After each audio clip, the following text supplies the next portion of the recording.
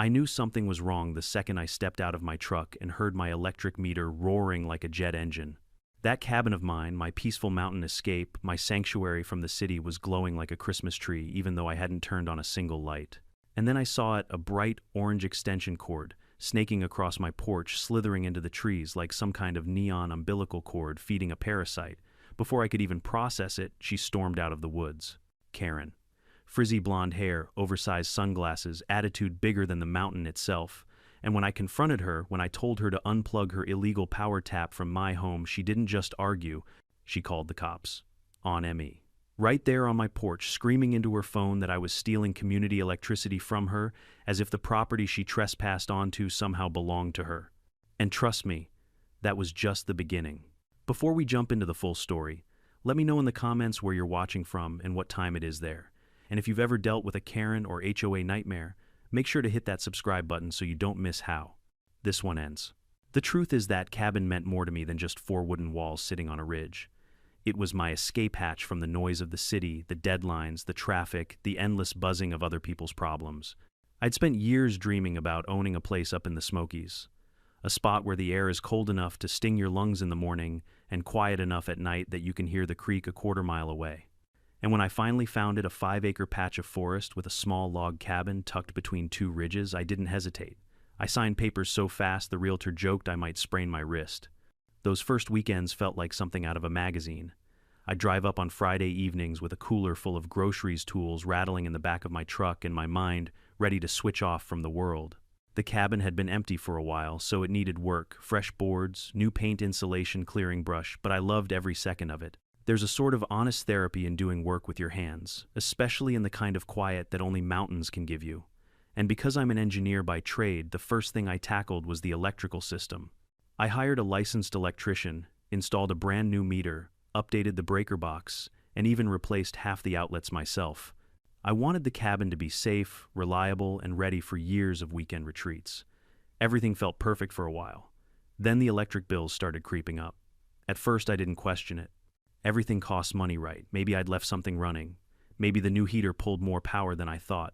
But month after month the numbers kept rising even though I only stayed there 2 days a week. One bill was almost triple the previous month, and that's when the first real wave of suspicion hit me. Still, life got busy, work got heavier. I shrugged it off and told myself I'd look into it during the next trip. But the next time I drove up, as soon as I stepped out of the truck and heard that electric meter spinning like a demented roulette wheel, all my earlier excuses evaporated. Something was sucking power from my cabin like a parasite. And since everything inside the cabin was turned off, that meant the problem wasn't inside. It was outside. I walked the perimeter, checking outlets, wires, anything unusual. That's when I saw a faint path through the brush-flatted pine needles, broken twigs, something or someone moving through that area recently. My stomach tightened. I'd never said this out loud before that moment, but the thought hit me sharply. Someone has been here when I wasn't. There's a special kind of anger that comes from realizing a stranger has touched your property. It's something primal, a breach that digs under your skin, but anger without proof is just smoke. So instead of storming through the woods looking for answers, I decided to test a theory. I went inside, killed every breaker in the box, and walked back outside. The cabin went dark silent, but the electric meter kept spinning. That was the moment I felt heat rise up my neck. Breakers off, no appliances connected, no lights, no heater, yet the meter was spinning just as fast as before. That meant one thing: someone was pulling power directly through the exterior outlet. I crouched by the outlet under the porch railing. It wasn't warm, not yet, but there were faint scratches on the plastic. And the earth beneath had impressions like something heavy, maybe a reel of cable, had been dragged across it. A normal person might have gone straight to the police. But I'm not exactly wired that way. I wanted to know who. I wanted to know how long. And more than anything, I wanted to catch them red-handed so there would be no denial, no excuses, no, "oh sorry, misunderstanding." So I planned a stakeout. The following weekend, instead of parking in my usual spot near the cabin, I pulled off the road about a quarter-mile back, tucked behind a line of spruce trees.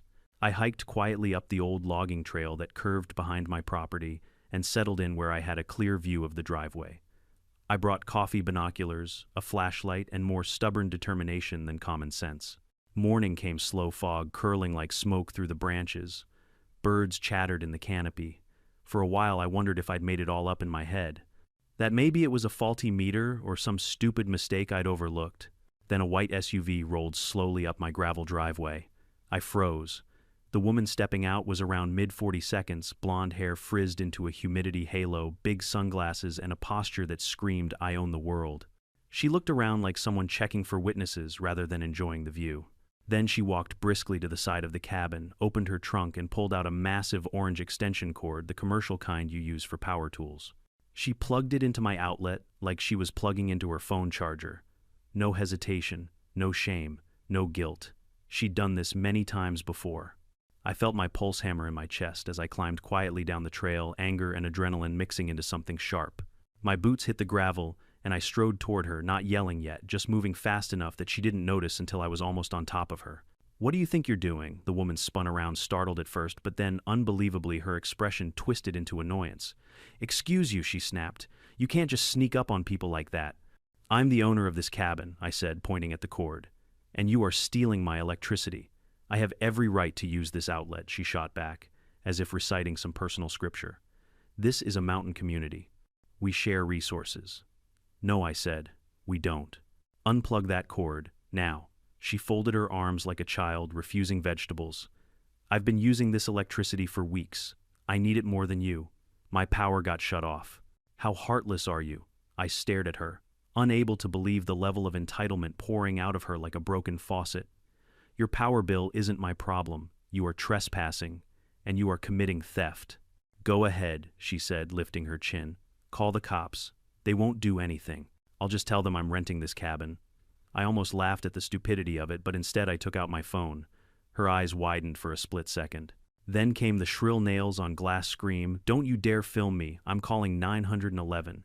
And she did right there on my porch, telling the operator I was attacking her, threatening her, trying to stop her from accessing community. Electricity. It was so absurd I actually checked the sky to make sure I hadn't fallen into some weird dimension.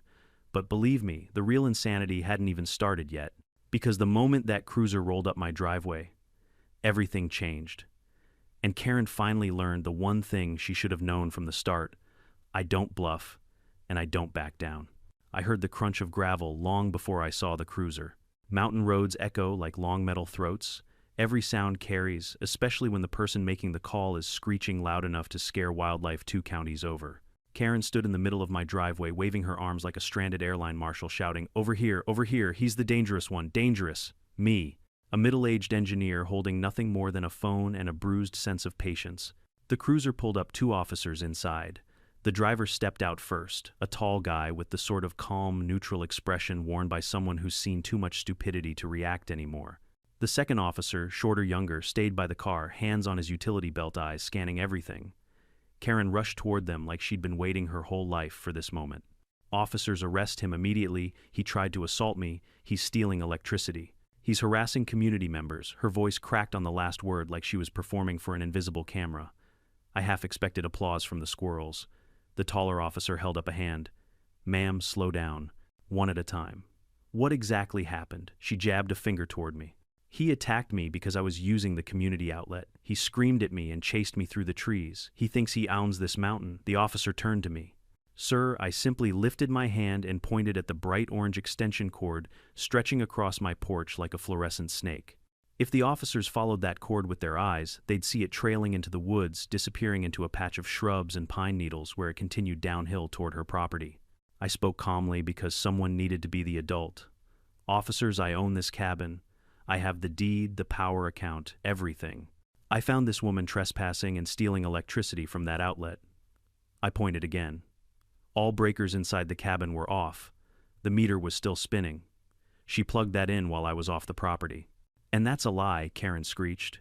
"He rents from me. This is my community. This is OUR shared power." The younger officer blinked twice. "Shared power, yes," she barked. "Mountain community rules. Now, mind you, there is no HOA here, no association, no bylaws. Nothing except the general rule of the mountains: respect property lines unless you want a shotgun pointed at your truck tires." The tall officer seemed to know it.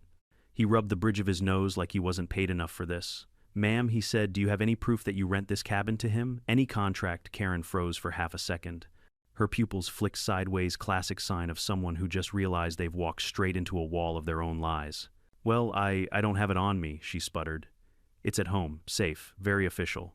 Okay, the officer said. But right now we need something to confirm what you're saying. She hesitated.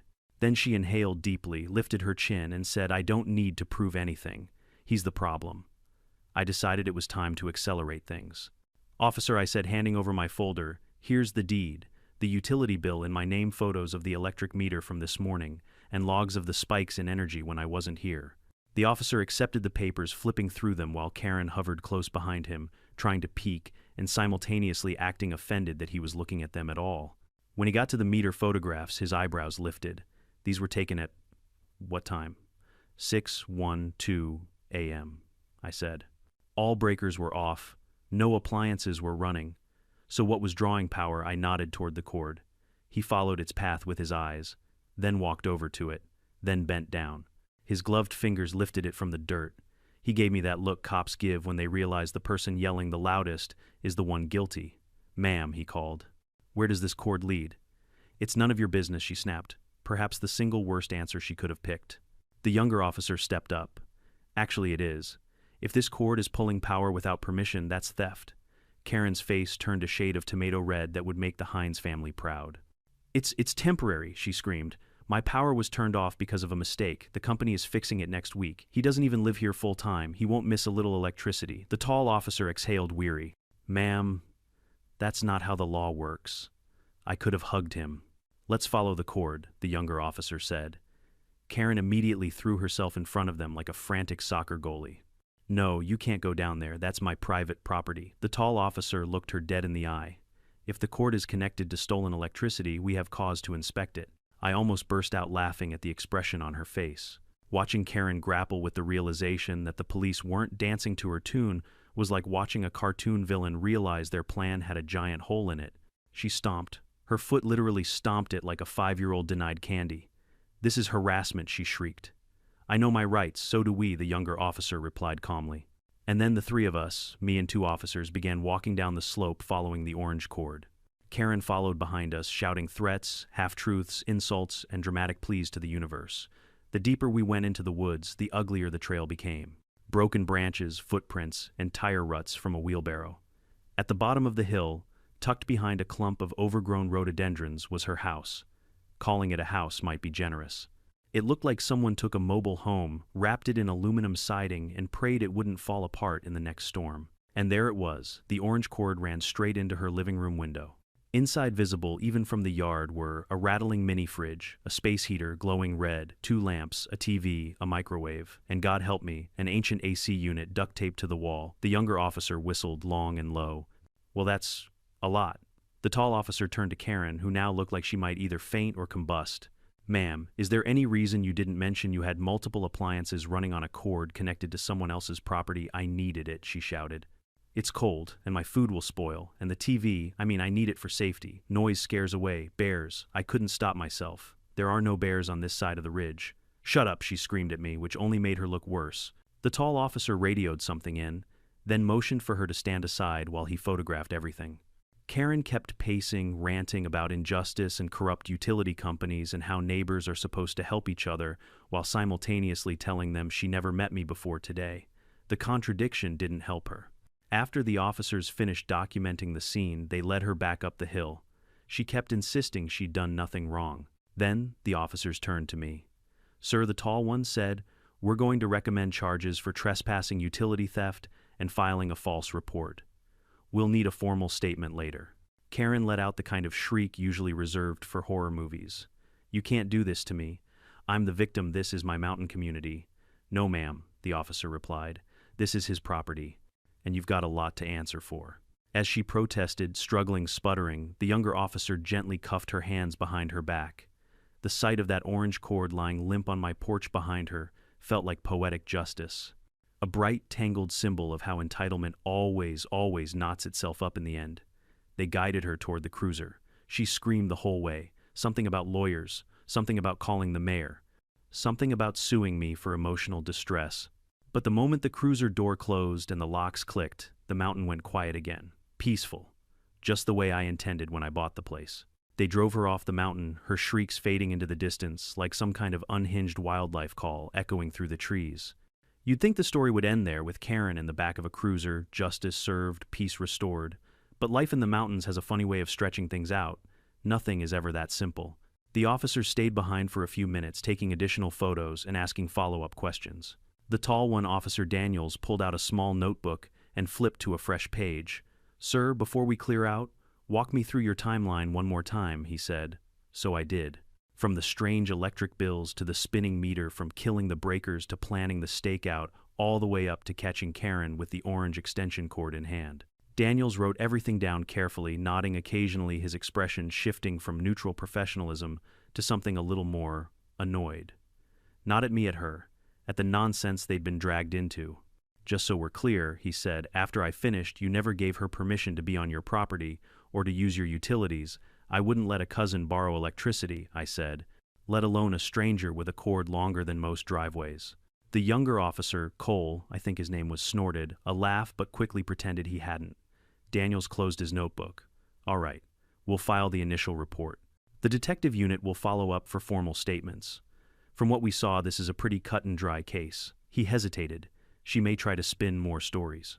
People like her tend to double down before they give in." "Trust me," I said, "I already figured that out." They got into their cruiser and began reversing down the driveway. I watched the taillights fade through the trees until the mountains swallowed the sound completely. Then, for the first time that day, I exhaled. Silence. A real one. Not the Karen-enhanced, police-flavored chaos that had been dominating my morning. But that silence also made something else ring loud inside me. This wasn't over, not yet. I walked back toward the cabin, stepping over the imprint of Karen's boots in the dirt. That damn orange cord still lay across the porch like the shed skin of some dead electric snake. I followed it back to the outlet and crouched beside it. There were scratches all around the plastic plate, tiny marks from repeated plugging and unplugging. She hadn't used it once or twice. She'd used it often. I rubbed a thumb across the surface, trying to guess just how many weeks she'd been leeching off me. My bill history told one story, but my gut told me something bigger was happening here. Something she wasn't clever enough to pull off alone. There was a thought lurking in the back of my mind, something I'd brushed aside earlier but couldn't ignore anymore. What if she wasn't stealing just from me? What if she'd been stealing from other cabins too? The idea settled into me like a splinter, small but impossible to ignore. I stood and scanned the tree line. From this angle, you could see the slope leading down toward the other properties. There were old paths, game trails, and narrow walkable cuts between trees that locals used to move between homes when they didn't feel like taking the long route around the road. If she'd dragged that cord down one of those paths, maybe she'd dragged others from different homes. Maybe this wasn't her first rodeo. I wanted answers, and I wanted them soon. But before I went hunting for more proof, I needed to secure my own place. So I went inside, grabbed a pair of wire cutters, and headed back out. The satisfying snip of the cord, cleanly separating, echoed across the porch. I tossed Karen's end into the woods, let her dig for it if she wanted. Then I unscrewed the exterior outlet cover and replaced it with a locking outdoor box, the kind that requires a key to open. Was it overkill? Probably.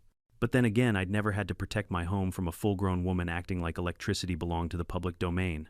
After I finished, I went back inside and double-checked every breaker appliance and plug. Everything was off except the fridge and emergency lights.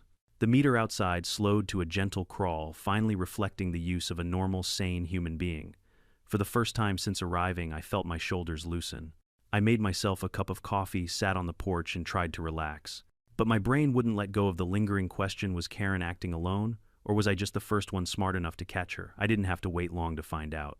An hour later, I heard soft steps coming from the dirt road. I turned and saw an older man, maybe in his 70s, walking with the help of a wooden cane. He had the look of someone who'd lived in the mountains long enough to become part of them. Sun-tanned skin, weather-beaten jacket, gray beard, trimmed short. "Morning," he said, with a polite nod. "Morning," I replied. He paused at the edge of the porch. "Saw the police going through earlier. Everything all right up here?" I chuckled bitterly.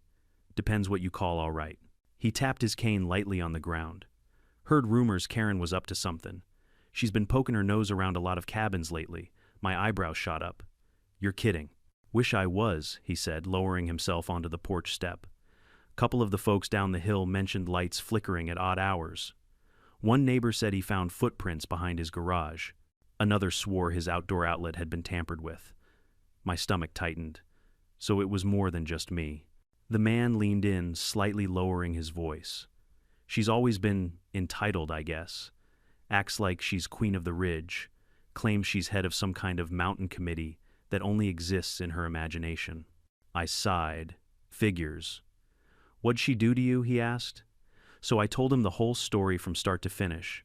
When I got to the part where she called the cops on me, he let out a long whistle. Well, son, he said, looks like she finally messed with someone who knows what they're doing.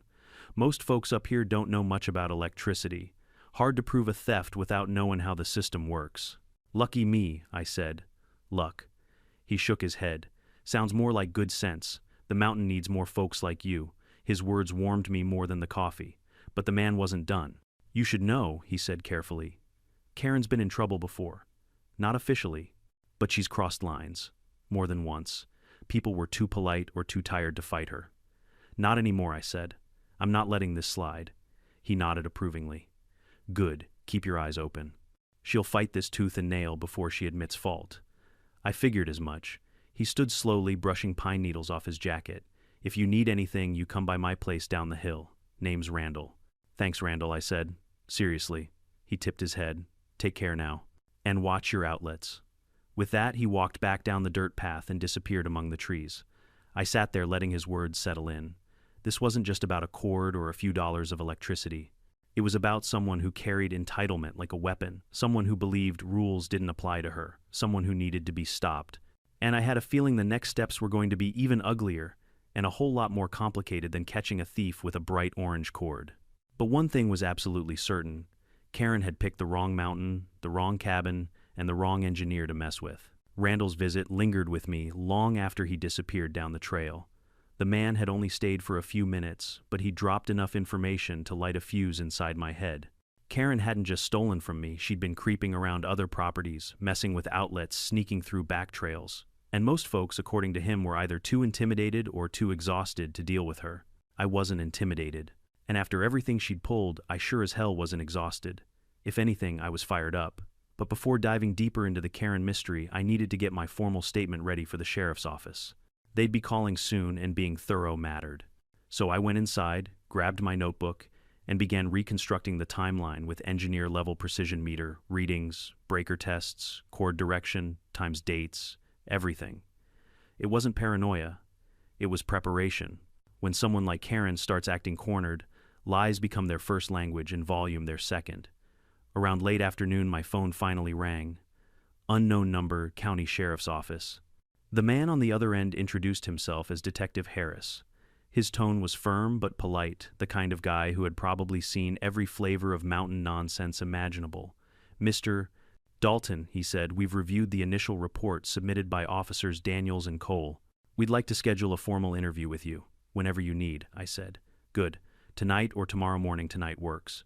He gave me a time and directions to the substation down in town. I made a mental note, finished writing in my notebook, then stepped outside for some fresh air. The mountains were shifting into late-day gold sunlight, spilling between the pines, casting those long shadows that make everything feel somehow more peaceful. Exactly the kind of moment that used to be the highlight of my trip. Now it only reminded me how quickly peace can be broken by the wrong person. I decided to walk the property again, this time approaching from the direction Karen would have used. I stepped off my porch and headed down the trail she'd clearly trampled dozens of times. The more I followed the path, the angrier I grew. She'd been here often, too often. Branches were snapped at arm height. Holes in the soil showed where something heavy sat repeatedly, like the reel of cord. Even the ground was worn in the same shape boots leave when someone stands in place for a while. This wasn't borrowing. This was routine theft. I reached the clearing halfway down the slope and crouched. From that angle, you could see my cabin's porch through the trees, just enough to check if I was home before sneaking up. She had planned this. She had timed it. She had relied on the fact that I was a weekend visitor. But then something glinted in the pine needles. A small silver metal piece.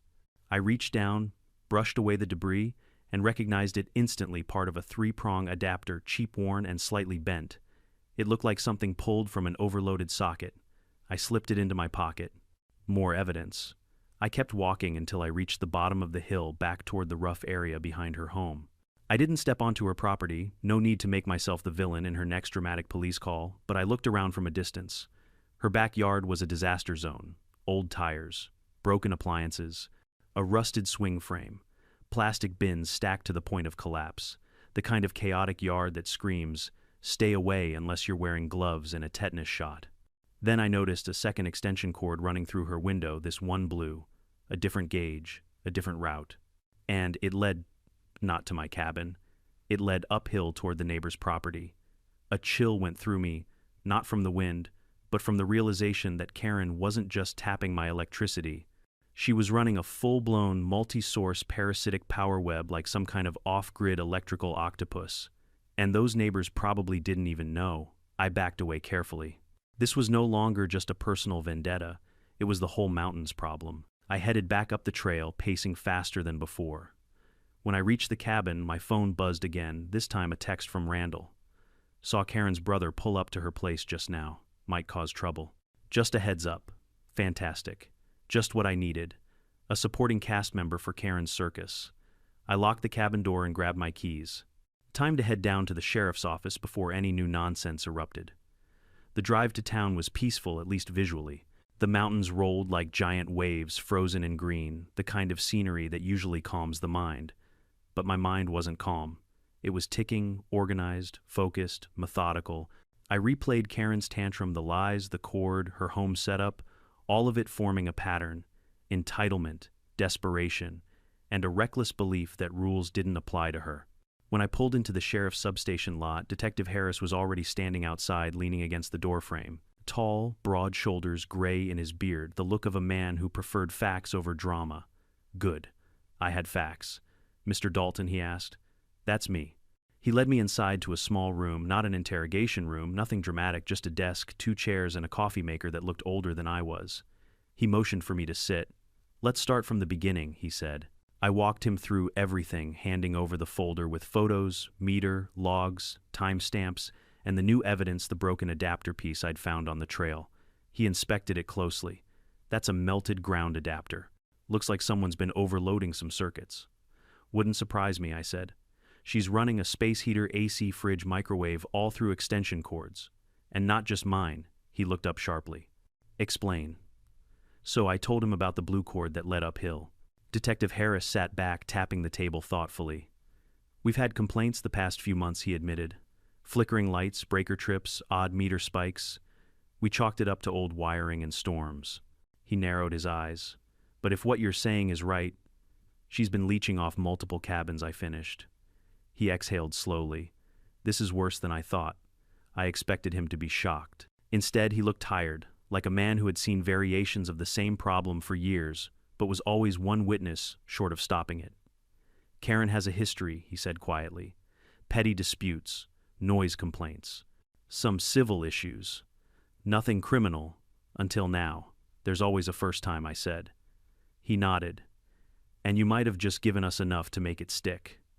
We spent another half hour refining my statement. Once done, he stood and shook my hand. "Thank you, Mr. Dalton. We'll be moving forward with charges. But, between you and me, brace yourself, for what people like her don't go down quietly." I almost laughed. "You don't say." He cracked a thin smile. "We'll keep you updated." I left the station with a mix of relief and adrenaline, feeling like we'd turned a corner. But just as I pulled into the grocery store parking lot to grab supplies before heading back up the mountain, my phone buzzed again. A voicemail from an unknown number. I played it, and my blood pressure jumped. "This isn't over," Karen screamed through the speaker, her voice cracked, furious, borderline feral. "You think you can get me arrested? I'll sue you, I'll take your cabin. You messed with the wrong woman, just wait." The message ended with a slam, like she'd thrown the phone. I listened twice, just to be sure I wasn't imagining it. She was out, already, which meant her brother or someone had bailed her out fast. "Fantastic," I muttered. I sat in my truck for a long moment, gripping the steering wheel. She was coming back. Of course she was. But this time she wasn't walking onto my property with a cord. No, she'd come with rage lies and the full fire of someone who'd been publicly embarrassed. And as much as I wanted to believe the worst was behind me, I knew in my gut that the mountain wasn't done with Karen yet. Not even close.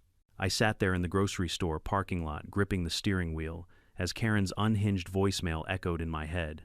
The whole thing felt unreal, like the start of one of those true crime podcasts where the host says, "podcast." And that's when things took a darker turn. But this wasn't a podcast. This was my life, my mountain, my peace shredded by one entitled woman who thought electricity grew like berries on a bush. I stared out at the parking lot for another minute, letting the voicemail sink in. She was out of custody way too fast. Either the charges hadn't been processed yet, or someone bailed her out immediately. Maybe the mysterious brother Randall mentioned. Maybe she'd charmed someone. Maybe she'd screeched until someone couldn't take it anymore. Regardless, I didn't like the idea of her being loose and angry. I clicked my phone off and forced myself to breathe. I wasn't going to be bullied back into my truck with fear.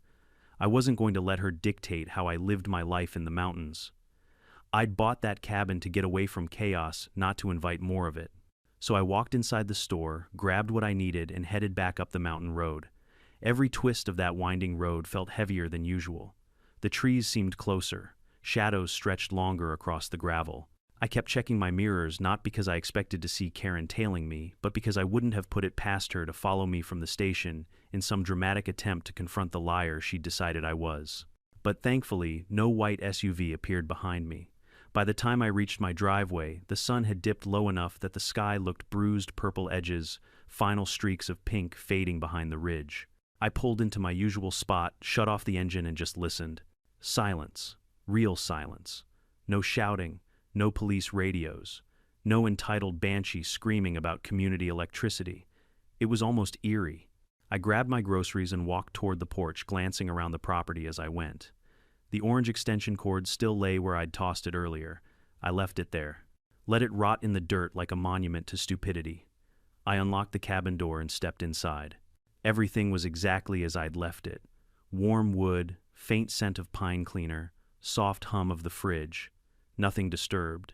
No signs of forced entry. No missing items. Good. But before I could fully settle in, something about the atmosphere tugged at my spine and itched that something was off. I set the groceries down and stepped back outside.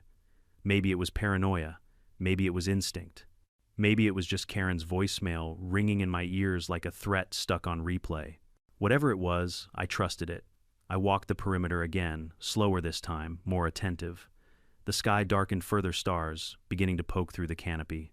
The woods always turned colder faster at night, and I tugged my jacket tighter. I circled the cabin, shining a small flashlight along the ground, scanning for new footprints or disturbed branches. Behind the cabin near the generator shed, I found something I hadn't seen earlier, another extension cord, this one green. Not attached, just lying there coiled neatly like someone dropped it or forgot to grab it in a hurry. I picked it up and turned it over in my hand. Newer than the orange one. Cleaner. No melting or fraying. And the length long enough to reach from my outlet to somewhere else on the ridge. A fresh chill rolled through me. Not fear. Alertness. Someone else had been here recently, maybe even after I'd cut the orange cord. And they'd left in a hurry. I scanned the tree line again. Nothing but dark bark and deeper shadows. But the forest had a way of hiding things, animals, people, mistakes. I slipped the green cord under my arm and went back inside. If Karen had returned or sent someone else, I needed to know exactly what I was dealing with. I set the cord on the table and grabbed my mini trail camera from my gearbox. Then I headed back outside and mounted it high on a tree trunk facing the path she'd used. Nothing was getting onto my land again without me knowing. Back inside again, I locked the door and finally unloaded my groceries. I made dinner, poured a glass of water, and tried to shake off the creeping feeling that the situation was evolving faster than I could track. My phone buzzed again. For a split second, my stomach tightened, but it wasn't Karen. It was a number I did recognize. Randall, I answered. Hey, Randall, he spoke in a low voice. You at your place now, yeah. Why, he exhaled sharply, the sound crackling through the old phone. Thought I should warn you. Karen's brother Joey, he's bad news. Loud, stupid, quick to fight. Works odd jobs, gets fired from all of them. He's been stomping around down here, swearing up and down that you set his sister up. My jaw clenched. Great. That's not all, Randall continued. Saw him load something into the back of his truck. Hard to see in the dark, but it looked like tools. Extension cords. Maybe even a damn generator. He was muttering something about fixing the score. My pulse thumped. Is he headed up here? No idea. Just didn't want you blindsided. I appreciate it, I said. Really. Stay alert, Randall replied. He ain't got Karen's level of skemmin', but he's got more muscle than brain. The line clicked off. I stood there for a moment, letting the weight of those words settle. The mountain nights were usually comforting, quiet, predictable, but suddenly everything felt coiled and tense like the woods were holding their breath. I closed the curtains, double-checked the locks, and turned on the porch light. Its warm glow spilled across the dirt, illuminating the area where the orange cord still lay. And that's when I noticed something else. Something subtle, something chilling, a fresh set of tire tracks. Not from the police cruiser, not from my truck. Different tread, wider spacing. They led right up my driveway, then looped around, then headed back down the mountain. Someone had been here while I drove to the sheriff's office. Maybe Karen's brother. Maybe Karen herself. Maybe both. The realization sank deep. Whatever this mess was, it had escalated far beyond stolen electricity. Now it was personal. Now it was angry. Now it had unpredictable pieces moving in the dark. I stepped back into the cabin and shut the door, firmly locking it again, even though I'd just done so minutes before. The familiar click felt weaker tonight, like it wasn't quite enough. I set a chair near the front window and watched the woods for a long while, the porch light casting sharp shadows across the yard. Every rustle of leaves made my grip tighten. Every distant owl hoot made me straighten. Hours passed before I finally forced myself to bed, though I didn't sleep well. My dreams were a mess of orange cords, shrieking voices, flashing police lights, and shadows moving between the pines. When morning finally came, pale, cold, unforgiving, I dragged myself up and checked the trail camera footage. At 2:17 a.m., the motion detector had gone off. The footage showed a blurry silhouette standing at the edge of the trees, just beyond the porch light. Broad shoulders, hood pulled up, arms at his sides. He didn't approach, didn't speak. Just stood there for almost 3 minutes, watching my cabin. Then he turned and walked back into the woods. The timestamp burned into my retinas, 2:20 a.m. My jaw tightened as I replayed the clip again and again. No doubt about it, this wasn't over. Karen had lit the fuse. Her brother had picked it up. And the mountain had just become a battleground I hadn't asked for, but one I wasn't backing down from. Not now. Not after everything she'd already done. The moment I saw that shadowy figure on the trail cam standing there in the dark at 2:17 a.m., something in me shifted. It wasn't fear, not exactly. It was a cold, razor-sharp kind of awareness. The kind you feel when you realize someone has crossed a line so deeply that the situation is no longer just an annoyance or a misunderstanding. No, this was now a confrontation waiting to happen. I replayed the footage several times, zooming in on the blurry silhouette. The hood covered most of his features, but the broad frame and the slightly hunched posture matched exactly how Randall had described Joey, Karen's brother. The man who apparently lacked Karen's imagination but had double her aggression. I set my coffee cup down and rubbed my temples. I'd come up here for quiet, for peace, for some damn meditation under pine trees, not for some midnight stalker theatrics. But that's what I had now, someone hovering near the edge of my property watching, plotting God knows what. I made a decision, a simple one, a necessary one. This was not going to be another weekend of me being reactive. I was going to take control. I pulled on my boots, grabbed my jacket, and went outside. The early morning air bit at my face, sharp cold, almost metallic in its chill. The kind of cold that wakes you up faster than caffeine. Frost still clung to patches of grass and the roof of the old generator shed. My breath puffed in faint clouds as I walked toward the spot where the figure had stood. The ground told a story. Footprints deep, deliberate. Boots larger size. Fresh. He'd stood there just inside the tree line where the light from my porch barely reached. Where he could see me if I stepped outside, but where he could melt back into the woods in seconds if he needed to. I crouched down and examined the prints. They were angled slightly toward the back trail, the same one Karen had used to steal electricity. It meant he knew where that access point was. It meant he'd probably used that path before. The hair on my arms prickled.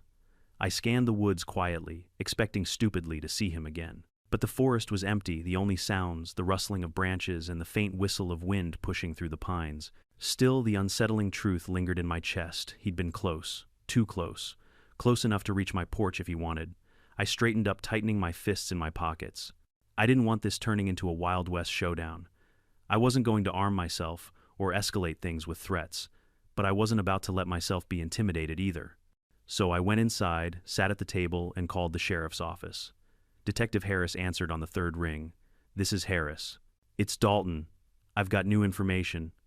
I filled him in about the mysterious tire tracks, Randall's warning the green cord, and now the trail cam footage showing someone watching my cabin during the night. I expected him to be surprised, maybe alarmed, but he responded with a long, tired sigh. I figured something like this might happen, he said. Karen's the type who spirals. And if her brother's involved, that complicates things. I'm not asking for a patrol car to camp on my porch, I said. But I want this documented. I want it on record that someone trespassed again last night. You did the right thing calling, he replied. Send me the footage, and keep the camera running. I emailed him the video file while he stayed on the line. And Mr. Dalton, he added, voice softer. Yeah, keep your doors locked. Don't ignore your instincts. Trust me, I said. That's the one thing I'm not ignoring. After hanging up, I ate a quick breakfast and tried to focus on normal tasks, fixing a loose railing, sweeping the porch, stacking some firewood. But every little noise snapped my attention back toward the tree line. Was I being watched now? Was Joey somewhere out there again? Or was the mountain just being a mountain, creaking, shifting, whispering through the wind? By noon, I decided on another step. One that didn't escalate things but added a layer of protection. I drove down to town and bought 2 more trail cameras, a motion sensor floodlight, and a reinforced lock for the back gate. The cashier, a woman in her late 50s with curly hair and reading glasses, gave me a curious look. Setting up a wildlife project, she asked with a smile. Something like that, I answered. Just capturing footage. Well, the bears come out early this year, she chuckled. So you'll get plenty of video. If only she knew, I thought. After loading everything into the truck, I grabbed lunch at a small diner, trying to shake the constant feeling that someone was lurking in the shadows of my day. But even as I ate, my mind kept drifting back to the mountain, to the footprint, to the silhouette on my camera, to Karen's unhinged voicemail. Something was building, a pressure, a sense of inevitability. By the time I headed back, clouds had rolled in thick gray, heavy with the promise of rain. The mountain road was darker, quieter. I drove slower, scanning every bend, every turnout, every patch of forest. When I finally reached my driveway, the first thing I noticed was the shape. A truck, parked halfway down my drive. Not mine, not the sheriff's. A dented silver pickup with mismatched doors and mud-splattered tires. My pulse jumped. That had to be Joey's. I pulled in carefully, keeping a respectful distance between our vehicles. The cabin stood quiet behind him, porch empty, door closed, no broken windows, no signs of forced entry. But the truck being here at all was already a violation. I stepped out, my boots crunching on damp gravel, and called out, "Hello? Anyone here?" No answer. I raised my voice. "This is private property. You need to identify yourself." Still nothing. The wind picked up, rattling leaves like a warning. I took a few steps forward, eyes scanning every corner, every shadow. The truck was cold engine off for a while. No one was inside.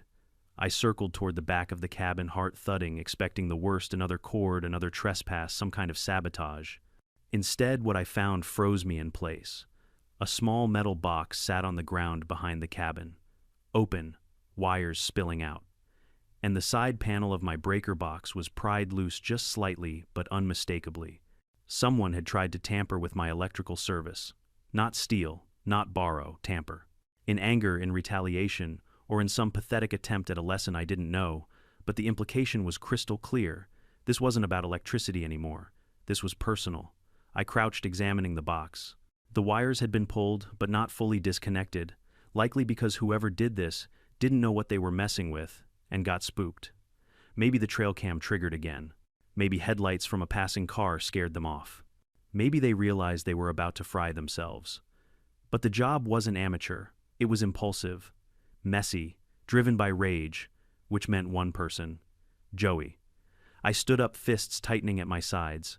A slow burn of anger rolled up my spine. I wasn't looking for a fight, but I wasn't about to let some hot-headed idiot vandalize my home. I walked back toward the front of the cabin, scanning the woods as rain began to fall in soft, cold droplets. And that's when I saw him. A figure emerging from the tree line. No hood this time. No hiding. No subtlety. Just broad shoulders, clenched fists, and a storm of anger marching straight toward me. He stepped out of the trees like he'd been carved from the shadows, broad shoulders, heavy boots, jaw clenched tight enough to snap his own teeth. Even from a distance, I knew it was Joey. He carried the same energy Karen had, but compressed into something heavier, more physical. Where she used theatrics, he used raw threat. The rain had shifted from drizzle to a steady fall, now droplets beating on his jacket as he walked toward me. with the deliberate pace of someone who had convinced himself he was in the right, someone who had worked himself up into a righteous fury. He stopped a good 15 feet away, feet planted chest, rising and falling like he'd just marched up a mountain which he had. "You," he growled. Just that. No greeting, no explanation, no pretense of civility. I crossed my arms, keeping my voice even. "This is private property. You need to leave." He jabbed a thick finger toward my cabin. "You had my sister arrested. She had herself arrested," I corrected. "She was trespassing. She was stealing." "Shut your mouth," he snapped, stomping closer. "I don't give a damn about your excuses." I held my ground. "Then you're not interested in the truth." "Truth?" He laughed one sharp, humorless bark. "The truth is, you embarrassed her. You humiliated her. You called the cops like she's some kind of criminal." "She committed a crime," I said. "Multiple, actually." Something behind his eyes flickered, a mix of anger and confusion, like part of him wanted to understand, but the other part, the bigger part, refused. "She was desperate," he barked. "The power company screwed her. She had no heat, no lights, and that's not my responsibility," I said. "You don't solve a problem by stealing from other people." "From neighbors," he spat. "Out here, mountain folk help each other. That's how it's always been." I shook my head. "Helping is one thing. Stealing without asking is another. She never once talked to me. Not once. She hid in the trees, Joey. She used cords like tripwires. That's not helping. That's sneaking." He took another step. Too close now. Close enough that I could smell the cigarettes on his jacket, see the rain dripping from the brim of his cap. "You're gonna fix this," he said, voice low. "You're gonna drop the charges. You're gonna tell the sheriff you made a mistake." I blinked slowly. "I'm not dropping anything." A muscle in his jaw twitched. "You damn city people," he muttered. "Think you own the world. Think you're smarter than everyone." I didn't respond. He wasn't here to listen. The rain thinned his voice a little, turning his shouts into dull thumps against the wet air. He took another step, and that's when I reached into my jacket. His eyes widened. He froze. I pulled out my phone. Not a weapon, not even a tool, just the phone. I raised it and hit record. Joey's face twisted in instant, panicked anger. "What the hell do you think you're doing documenting?" I said calmly. "The sheriff already has a report from me about trespassing. If you want to stand here threatening me, you're welcome to keep talking." "I ain't threatening. You're on my land. You approached me aggressively. You ordered me to drop charges. You're demanding I lie to law enforcement. That's coercion, Joey." He blinked, rain dripping down his brow. "Stop saying my name. You walked up to me while trespassing. You tampered with my breaker box. The sheriff has photos." He pointed sharply toward the cabin. "That box was already loose." "No," I said, voice steady as granite. "I checked it earlier today, and I saw the tracks from your truck." He stiffened. "Got him. You need to leave." I continued. "Now, before this gets worse for you." For a moment, just a moment, I saw something shift in him. A hesitation, a flicker of doubt, a sense that maybe he'd stepped into something bigger than he'd anticipated, but ego is a powerful thing, especially when the sibling causing the trouble is someone like Karen. He puffed up again. "You think a damn phone scares me?" "No," I said, "but jail might." He opened his mouth, probably to bark another threat, but at that exact moment a branch snapped in the woods behind him. We both turned. A figure emerged, older, slower, but far more grounded. Randall. He walked out with a walking stick in one hand, rain dripping from his hat brim. "Well," Randall said mildly, "this looks like trouble I didn't get invited to." Joey's posture tightened. "Stay out of this, old man." "No," Randall said, simply stepping closer. "I won't." Joey squared his shoulders. "I'm handling family business," Randall snorted. "That's what your daddy used to say right before he'd get himself arrested for a fourth time." Joey reddened, eyes flashing. "Don't talk about him. I'll talk about whatever I damn well please," Randall said, barely raising his voice. "You're standing on someone else's land. You're yelling. You're threatening. And you're too stupid to realize the sheriff already knows you're involved." "The sheriff doesn't know anything," Joey shot back. "Oh, he knows plenty," Randall said. "He talked to me this morning. Seems your sister's story didn't hold up too well." I watched Joey's shoulders stiffen like a bull preparing to charge. For a second, I thought this was about to turn into a full physical confrontation.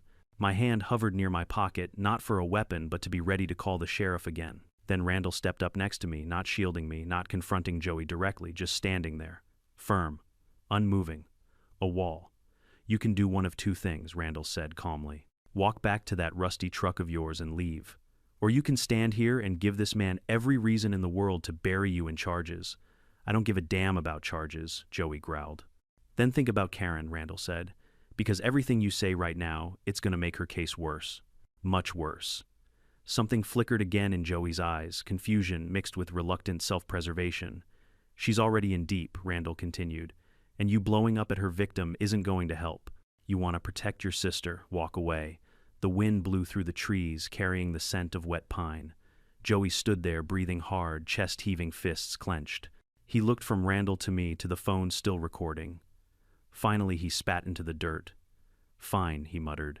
But this isn't the end. It was exactly what Karen had said. And just like her, he turned and stormed off shoulders, stiff boots splashing through puddles as he made a beeline for the silver truck. He yanked the door open, slammed it shut, revved the engine loud enough to rattle the leaves, and skidded backward down the driveway. The moment he was gone, the mountain exhaled. It wasn't peace, not yet. But the immediate storm had passed. I lowered my phone and hit stop on the recording. Randall gave a low whistle. Someone ought to teach that boy how to pick his battles. I'm guessing he learned from his sister, I said. Randall chuckled. And she learned from someone even worse. I raised an eyebrow.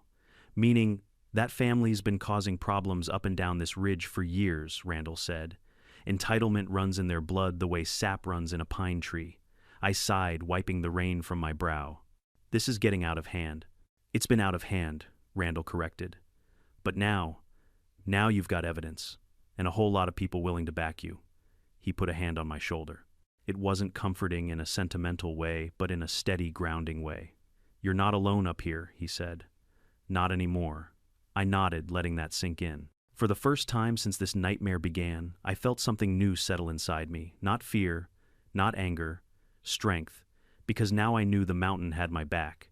The rain eased into a misty drizzle as Randall and I stood there watching the last echoes of Joey's truck fade down the mountain. The tension didn't disappear, it clung to the air like humidity, but the immediate threat had passed. For now, Randall gave my porch a long look, then the breaker box, then the damp trail where Joey had emerged. He wasn't a man who liked drama, you could tell. He was the type who preferred fishing rods and quiet mornings, the kind of neighbor every mountain community needed more of. You should check inside, he finally said, shifting his weight on his cane. People like him, sometimes they do stupid things when they're angry. I didn't argue. We walked inside together. The cabin was exactly as I'd left it, warm wood, the faint hum of the fridge boots by the door tools on the table. But now even these familiar things felt like they were holding their breath. I half expected to find a window cracked or something rearranged, but the place was untouched. Randall scanned the living room, then nodded. Good. Looks like he didn't get inside. I exhaled slowly. I think he came here just to try intimidation. And failed, Randall said flatly. But that doesn't mean he won't try again. I rubbed a hand down my face. I'm so damn tired of this. He chuckled softly. Welcome to mountain life. 99% peace, 1% chaos. Usually caused by people exactly like those two. He walked over to the window and peered out. The trail cam was still mounted, blinking faintly. You keep that running, he said. You'll want every second recorded. I nodded. Already planned on it. For a moment, neither of us spoke. The only sound was the soft patter of rain on the metal chimney cap. Finally, Randall cleared his throat. There's something else you should know, he said. I turned. What now? He hesitated just for a second, then lowered his voice. Karen's not done. Not by a long shot. I figured that part out already. No, he said gently. Not like this. She's got a way of twisting things. Makes herself the victim. Makes others the villains. And she gets people riled up before they realize they're fighting for a lie. Meaning I asked. He sighed. Meaning I heard she's been making phone calls. Lots of them. Telling anyone who'll listen that you attacked her, threatened her, that you rigged the power system to hurt her. My jaw clenched. She's lying again. Randall shrugged. To folks who know her, yeah. To the new cabin owners who just moved in a mile up the ridge, maybe not so obvious. I scrubbed a hand across the back of my neck. The idea of more drama spreading across the ridge made my stomach twist. I'd come up here to escape drama, not become the center of it. So what do? I asked. Stay calm, Randall said. Keep documenting, and don't let them bait you. The sheriff's office already knows the truth. You did everything by the book. I nodded, absorbing it. Thanks, really. He waved a hand dismissively. Don't thank me. Thank the trail cam, and your phone, and your common sense. He headed toward the door. I'll check in later. Don't hesitate to call if anything happens. When he left, the cabin felt both safer and heavier, like the walls were aware the storm wasn't over yet. I sat down at the table staring at my phone, debating what to do next. Part of me wanted to drive straight to the sheriff's office and show them the footage of Joey approaching. Part of me wanted to set more cameras, reinforce the shed, install a full perimeter alarm system, and part of me wanted to just pack up, go back to the city, and let the mountain chew up the entire mess without me. But that's not who I am. Not anymore. Not after everything they'd done. I decided on the smart route: gather more evidence, secure the property, and stay level-headed even if they were spiraling. I went back outside and mounted the additional trail cams I'd purchased earlier. One faced the driveway, another covered the back of the cabin where Joey had accessed the breaker. The motion sensor floodlight I installed pointed directly at the tree line where he'd been standing the night before. By the time I finished, the rain had stopped, but the sky remained heavy and dark, a gray blanket pressing low over the trees, the kind of sky that made the mountain feel quiet in an unnatural way. I returned to the cabin, started some coffee, and sat on the porch with the mug warming my hands. Minutes passed, maybe an hour. It was hard to tell in the mountain stillness. Then I heard footsteps, soft, slow, deliberate, not heavy like Joey's, lighter, hesitant. I stood up and scanned the trees. A silhouette appeared on the path this time, not a hulking figure or a shadowy stalker. It was a woman, no sunglasses, no screeching, just a soaked rain jacket and a timid posture. I recognized her immediately. She was one of the newer cabin owners Randall had mentioned. A couple from Florida had bought a place up the ridge a month ago. I'd seen her once but hadn't met her officially. She raised a hand weakly. Hi. Is this the Dalton cabin? I nodded slowly. That's me. She stepped closer, wringing her hands nervously. I'm sorry to bother you, but I think someone's been spreading stories about you. Ah, there it was. I leaned against the porch railing. Let me guess, Karen. Her eyes widened. Yes, and her brother. They came by our place this morning. They said you were dangerous, that you tried to electrocute her, that you threatened them. They told us they're forming a complaint group against you. I pinched the bridge of my nose. Of course they are. I didn't believe them, she added quickly. Not really. But I wanted to hear your side. I nodded. Thank you. Sit down if you want. She hesitated, then stepped onto the porch. I'm Anna. Nice to meet you, Anna. She settled onto a chair. Look, we're new up here. We don't want trouble. But they were banging on our door early, saying they needed signatures. They said you were being investigated, that you attacked her during an electrical dispute. I let out a humorless laugh. Is that what she's calling it now? The rain-thick air hummed around us as I summarized the entire situation, what Karen did, how I caught her, the police involvement, the trail cam footage, the attempted tampering with my breaker box, even Joey's visit earlier. Anna's face shifted from concern to disbelief to anger. My God, she whispered. She's been lying through her teeth. Since the moment she stepped on my property, I said. Her hands curled into fists. And she made us feel guilty for not signing her stupid petition. She said you were trying to destroy the mountain community spirit. That's one way to phrase not letting her steal, I guess. She bit her lip. We'll support you. If there's an official complaint, we'll back your version. And we'll tell the other new neighbors. People shouldn't be fooled by her. Relief washed over me, warm and unexpected. Thank you, I said. That means a lot. She smiled weakly. And honestly, you seem a lot more reasonable than they made you sound. I try. We talked for another few minutes, and then Anna headed back up the ridge, promising to spread the truth among the folks Karen had tried to drag into her delusion. When she left, I felt lighter. Not safe, not done, but supported. Then my phone buzzed with a new message from a number I didn't recognize. I opened it. A picture. Of me. Taken from the woods. From the same angle the trail cam had caught Joey, and a text underneath, "You should have minded your business." My stomach dropped. My grip tightened, and something inside me, something fierce, unshakable, rose up. This wasn't just theft. This wasn't just harassment. This was escalation, and it was time to end it. The moment I saw that photo, me standing on my own porch, taken from the shadows like I was some animal being tracked, a cold fire lit inside my chest. Not fear, not shock. Something sharper. Something that said, all right, now I know exactly what you're trying to do. They weren't just reacting anymore. They were planning, scheming, watching, and that crossed into a whole different territory. I put my phone down slowly, staring at the image again as rain tapped on the windows. The angle was unmistakable. Whoever took it had stood in nearly the same spot where Joey had lingered 2 nights before, a place just barely outside the reach of my floodlight. A place someone familiar with the woods, or someone who'd already used that spot, would choose to hide. The text beneath it burned in my mind. You should have minded your business. I sat there for nearly a minute, breathing slowly, letting the initial surge of adrenaline settle so I could think clearly. Knee-jerk reactions were how people got hurt in situations like this. I needed logic, strategy, control. I saved the photo, took a screenshot of the message with the timestamp, then forwarded everything straight to Detective Harris with a short note, "They're stalking my property. I have visual proof now." I didn't expect a reply immediately. It was still early evening, but knowing it was documented gave me one thing I desperately needed: leverage. The kind of leverage that turned a messy neighbor dispute into a criminal investigation. I set the phone down, stood up, and paced the cabin. I could feel something simmering low inside me. Not fear.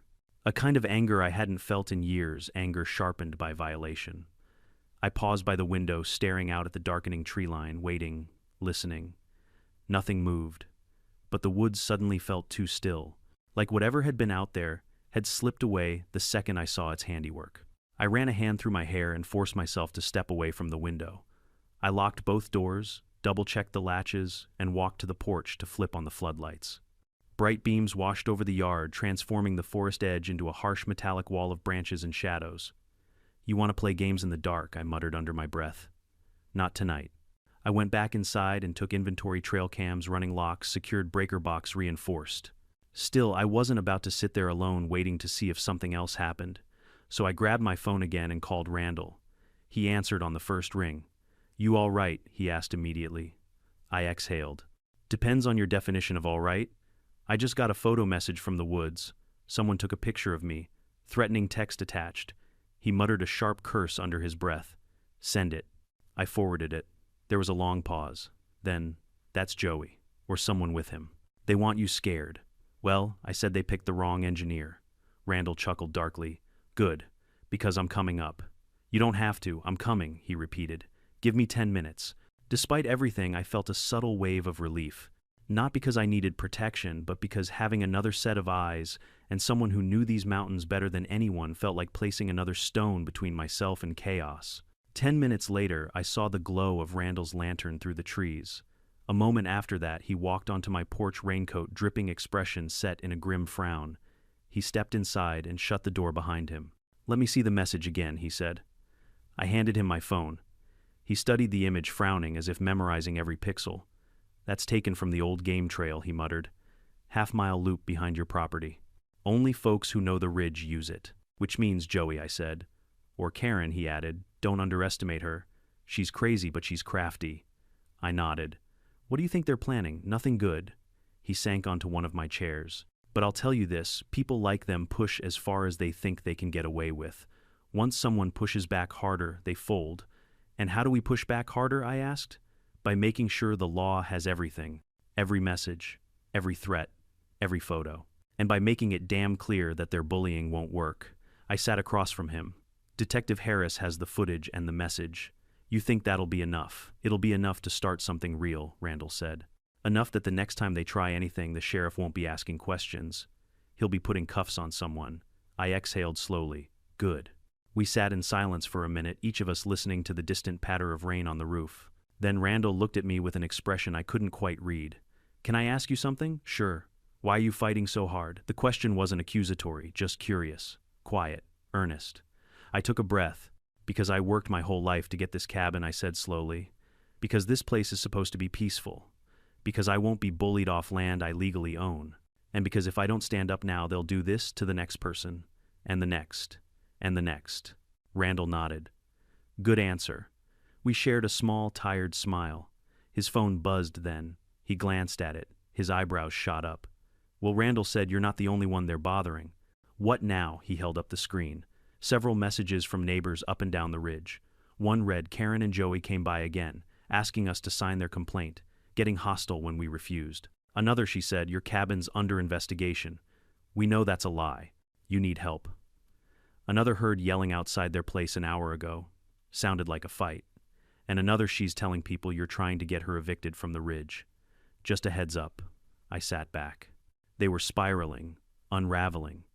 This was their last desperate attempt to regain control of the narrative. People are finally seeing them for who they are, Randall said quietly. They're losing their grip. And when people like them lose control, that's when they get sloppy. Sloppy, desperate, dangerous. A faint noise outside made us both look toward the window. It wasn't thunder, it wasn't a branch. It was footsteps, slow, heavy, crunching on wet gravel. Randall put a hand up telling me silently, "Don't move." The footsteps came closer, then stopped just beyond the reach of the porch light. I eased myself toward the window, heart pounding, careful not to make noise. Randall stood behind me at an angle, watching from the corner of his eye. A shadow moved between the trees, then another, 2 figures, one tall, one shorter, Joey and Karen. I felt my pulse spike, but I didn't panic. This time I was inside. I had Randall. I had cameras. I had every piece of evidence I needed. Karen's voice cut through the wet night, shrill, furious, cracking with hysteria. "I know you're in there," she screamed. "Come out and face us. You think you can ruin our lives." Joey's voice layered behind hers, low and angry. "Open the door, man. We're talking," Randall whispered. "Don't engage." I nodded. Karen shrieked again. "You can't hide." Randall leaned close. "Let them yell. Let them dig their own grave. This is exactly the kind of behavior the sheriff needs to see." And as if on cue, as if the mountain itself agreed, the sound of a second engine rolled up the gravel road. Blue and red lights flickered through the trees. Karen's ranting cut off. Joey froze. The sheriff's cruiser pulled into view. Detective Harris stepped out. Even from inside, I could see the moment Karen realized the one truth she'd been running from. She wasn't in control anymore. Not this time. Not ever again. In the end, what happened at my mountain cabin wasn't just about a crazy neighbor stealing electricity. It was a blunt reminder that boundaries only protect us if we're willing to defend them. It's tempting to keep the peace and look the other way, but people like this Karen count on exactly that silence. When you document, stay calm, and stand your ground with facts instead of fury, you don't just protect your own home. You quietly set a standard for the whole neighborhood. Respect is not something entitled people are owed just because they shout the loudest. It's something that's earned by honoring other people's time, work, and property. If you've ever been pushed around by an HOA, a nosy neighbor, or a self-appointed enforcer, I'd love to hear your story in the comments. Tell me where you're watching from, what time it is there, and whether you'd have handled this Karen the same way. And if you enjoy seeing entitled people get exactly what they deserve, don't forget to subscribe and stick around. There are a lot more stories where this one came from.